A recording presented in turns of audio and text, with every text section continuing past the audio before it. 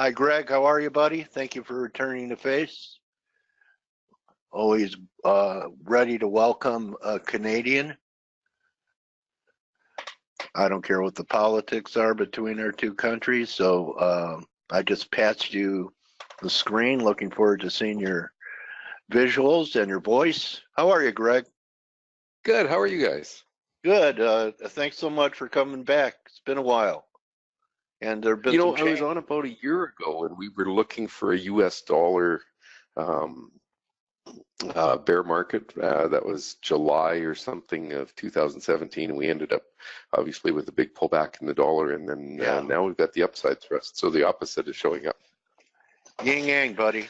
So you were working for a broker at the time, so you've set up kind of your own shop, and you're on stockcharts.com. What's your business model now? Oh, so I work for Stock Charts as a technical analyst, and we have, we have 9 technicians on staff.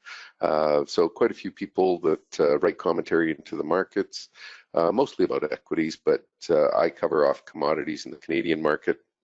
Okay, because there are a lot of independent. There are a lot of independent contributors to that, aren't there? There used to be a lot. Yeah, and I'll show you the blog page. Just if anybody's interested, it's free reading. So if anybody's looking for something, but I write on stockcharts.com, and these are the 4 articles that I write: Canadian Technician, Commodities Countdown, one called "Don't Ignore This Chart," which is usually just a one chart, and then Chart Watchers is a newsletter that goes out with a few people every day. And if anybody wants to reach me after today's presentation, it's greg.s@stockcharts.com, or Dale and I communicate through Twitter at Schnell Investor. Okay, great. So you talked about natural gas on Twitter. So you're going to go through the fundamentals first before the technical I'm not setup? a big fundamentals guy, but there's a little bit of a fundamental setup here, so we're going to cover that off.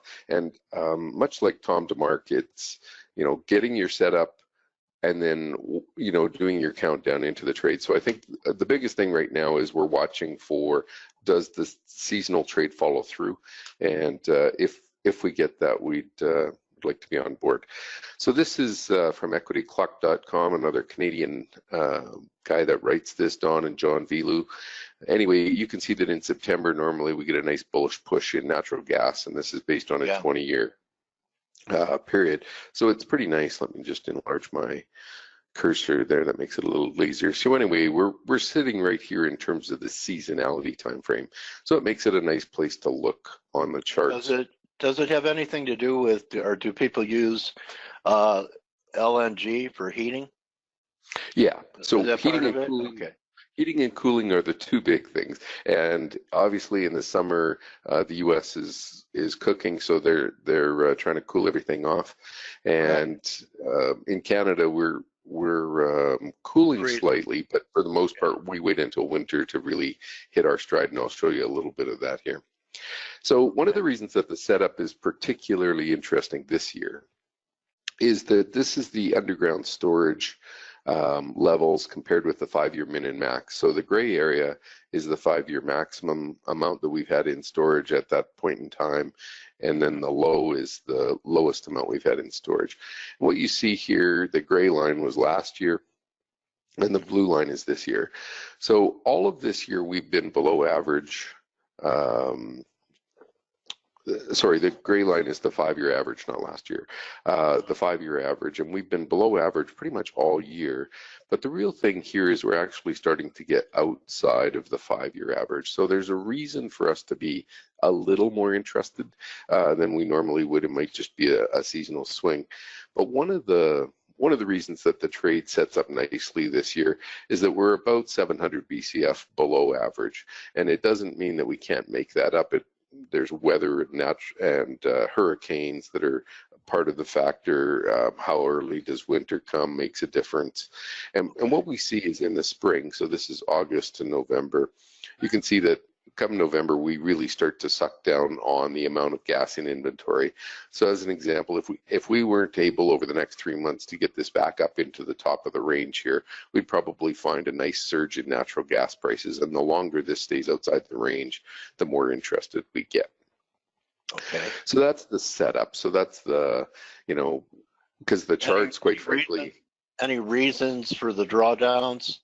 We'll Is it just demand or is it problems with new supply? No, it's demand, and what we Okay. have. So demand in general, just to pick a number, in the winter months, we'll actually pull about 200 billion cubic feet per week out of storage. And in the summer, we have these big underground caverns that you pump into, and everybody kind of holds it underground, and then we pull it out. So by having this underground storage caverns, natural formed caverns, what you do is you end up creating basically a price cushion. It allows the price to trade in a range and not be so spiky. Okay. So this is I live in Alberta in Canada, and what you see here is this is kind of the winter seasonality where it really pops up, and these are the futures contracts going out to August of 2022.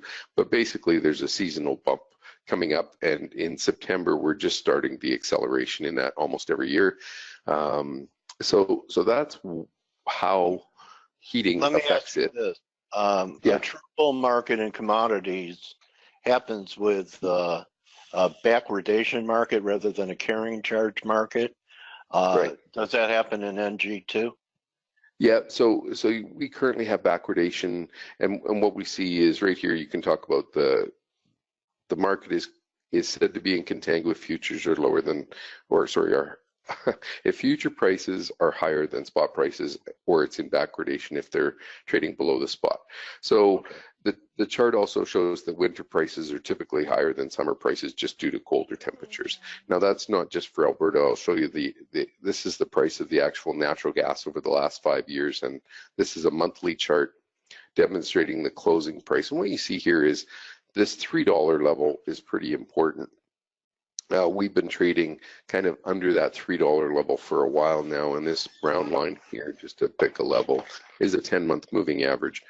The purple areas show you where September has been, and only in 2 of the last 5 years have we had any sort of surge following the September. So again, we're outside that bound in natural gas storage, so that makes it interesting. And the second thing that's coming on a little bit that will help add to demand is the LNG terminals are starting to send more fuel offshore.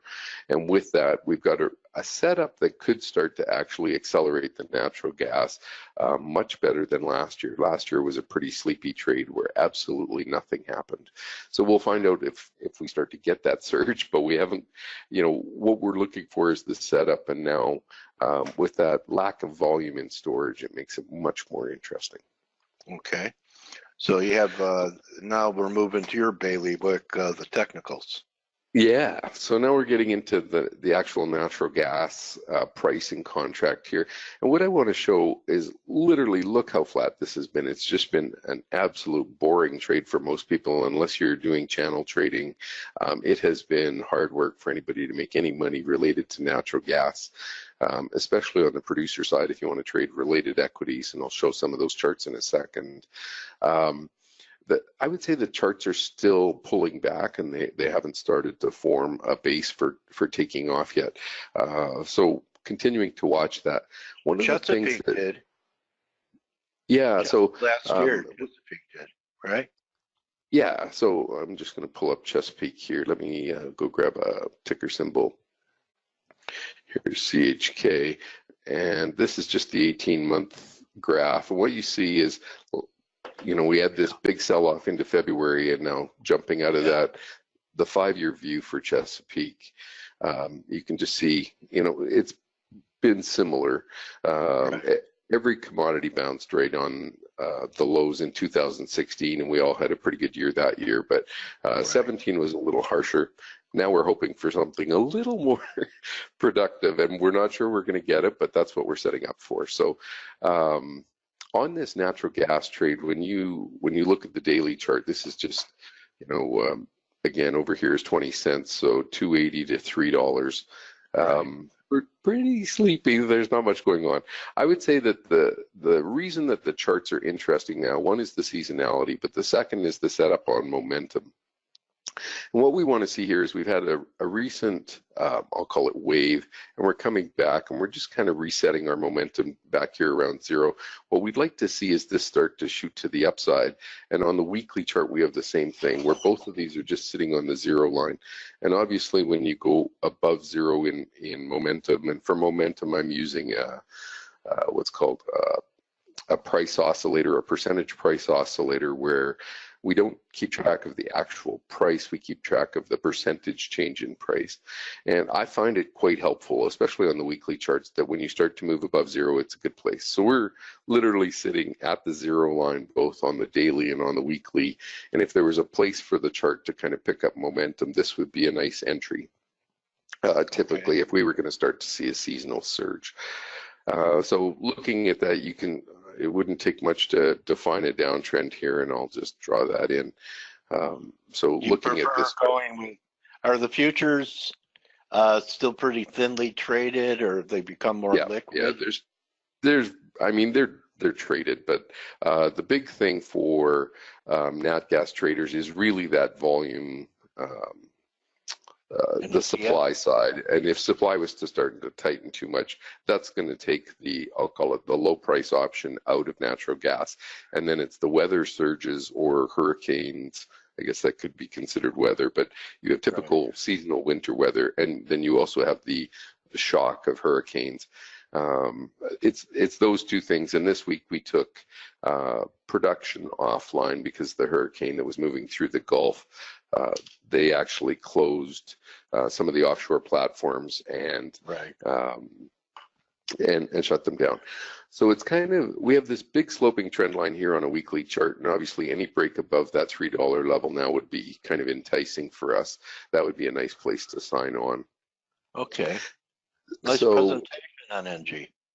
Yeah, so I think what I'd like to show, or what I think is the most important part about it, is that everything is very sleepy, and it's sometimes it's the calm before the storm that kind of wakes you up into the fourth quarter, and that would be the big bullish thrust. So we also have one other choice, and that is that this is an ETF run by First Trust. These are the components of the ETF, and they're basically natural gas related companies, and you can see here the percentages that they carry. What I did was I took this list just to be neutral, and one of the issues when you're looking at natural gas related companies is you always get some oil production with it. So the company will trade based on its ratio of oil and natural gas, and then follow your crude prices and natural gas prices. So these charts I've set up here are in order of price performance. In other words, the better performers are at the top of this list, and as we go down, you'll find the charts start to go from uptrends to flatter downtrends. Working across the group. So stock charts makes an indicator called a technical ranking, and we use kind of 6 different time periods, anything from 200-day moving average, 125-day rate of change, 50-day moving average, 20-day rate of change. Kind of like a relative strength ranking, like IBD used to use? Yeah, the one thing about the Investors Business Daily is they kind of take, just to pick a number, all of the stocks in the market, let's say 5,000 of them, and they group them all together. And so one of the things that I found about the relative strength thing on IBD, and it's a black box, so we don't get to see how it's exactly calculated. The stock charts ranking is public. Okay. But on the IBD system, what happened was they put them all together. So everything from small caps to large caps are all in the same group. And with that, what you'd find is, a stock would almost always be above 50 unless it really fell out of bed. So from a big picture perspective, it probably worked, let's say portfolio managers, but from an actual trading perspective, it was relatively insensitive, because for the most part, half of the stocks didn't participate because you have small caps that continue to drift lower, that kind of thing. With the stock charts one, what we've done is we've set it up based on market cap, and we have 3 different ones. We have a large cap, mid cap, small cap. And what's nice is about the size of the group, let's just pick a number. So for the large caps, we have under 1,000 stocks in there. when this line actually starts to change up and down, this is a pretty good sensitive indicator. And you can see here was W&T offshore, and if we just click on that chart, here's our scooter ranking at the top, and you can see that this thing was in the top 25% of all of the stocks in terms of price move, and that's a pretty nice place to be on board. So the scooter ranking is actually, that's what our acronym for it, the scooter, SCTR. Our scooter ranking is quite proficient at getting you into the trade. I would say it's less helpful getting you out, and there's some indicators that are really good at helping you enter and some that are better for your exit. This would be one of those. So what I particularly like about it is when you get something, so what we do is we calculate where everything is compared to their moving averages on a stock, and then we physically rank those every day and then save that final number. So it moves through the day, but it's also, then we get a final, much like a closing price. And so this scooter ranking comes on here, and you can see that, you know, for this period it's pretty nice, and this is still behaving well. Now if we go back to the rest of the list, I put the scooter ranking on all of these, but you can see that, like, here's National Fuel Gas has been gently creeping higher on the stock charts technical ranking. The overall market has been creeping higher, but this is actually starting to improve slightly better. It's still not great. What we want to see is the stocks, you know, be like WTI, where they're really outperforming, and it's that momentum that makes other scanning tools start to kick in. So for people who are scanning on relative strength compared to the S&P 500, or they're scanning on 3-month breakouts, or they're scanning on whatever they're looking for, the scooter's probably going to trigger the fact that the stock is not only outperforming the S&P, or it's broken out of a 3-month moving average, whereas let's say all of the stocks in the market are doing that, this will actually show the level of outperformance. So it actually has to move faster in order to get a strong ranking. Okay, so you really came here with, you know, wanting to talk about the natural gas setup, but you've really given us a look at things that you use for other instruments and other asset classes, correct? You bet. Yeah, you can use it across the suite. Yep. Okay. Anything besides the natural gas that has your attention on your radar, Greg, before we wrap it up? You know, it was interesting that that they just briefly covered off the gold and silver, and I would say the one trade that I particularly like, if people are followers of George Lane and stochastics, if I had to go pick one, it would be the gold trade. And again, I realize it's out of favor, but that's the idea behind stochastics, is buying things when they're out of favor and get them when they go back in. So this is the GDX, the ETF for the gold miners. You can see those are the blue chips, seniors. Yeah, and the scooter ranking shows this thing is terrible. It's you know, 1.6. There's hardly any ETFs in the market that are worse than this one.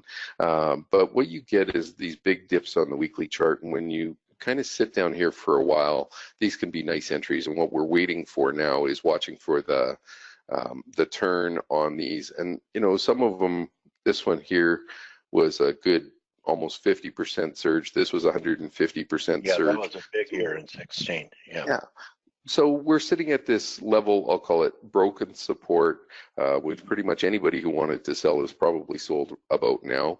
And so I'm kind of looking for a low to be set up there, and I'll call it a stochastics trade on a weekly chart, where I'm looking for the signal to start to kick in to get back into this trade.